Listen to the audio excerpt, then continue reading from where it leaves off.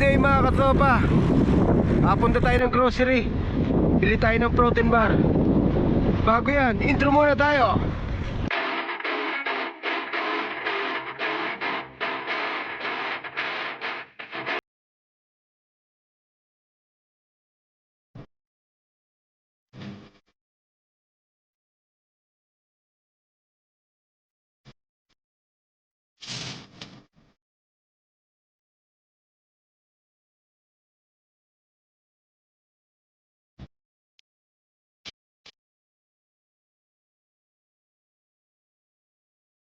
So ayan, nandito na tayo.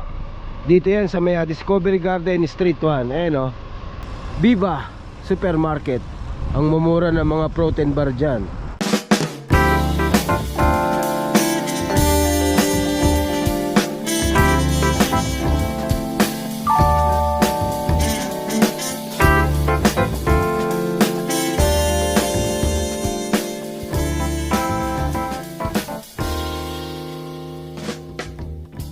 Tignan natin expiration. Hindi naman. So yun mga katropa, nakabili na tayo. Tatlo binili ko. 2 choco tsaka isang salty caramel. Actually last week pa ako bumili nun, pero na-try ko lang siya nung Sabado, nung nag 100 kilometers kami. Wala akong almusal nun, ayun lang ang kinain ko, nakasurvive ako. Tsaka pag uwi ko hindi pa ako gutom. Kaya may re-recommend ako siya sa inyo. Sa halagang 3 dirhams, hindi natalo yun.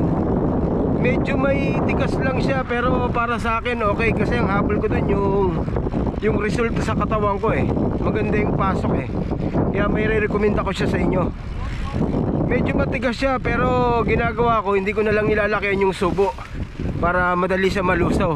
Kasi pag nilakihan yung subo mo, matagal nga siyang malusaw kasi may tigas eh. So yun, i-try nyo siya mga katropa. Panalo siya. Ang magandang gawin nyo, pumili muna kayo ng isa o dalawa. I-try nyo muna. Ngayon, pag nagustuhan nyo at maganda pasok sa katawan nyo, tsaka nyo nadamihan ng bili.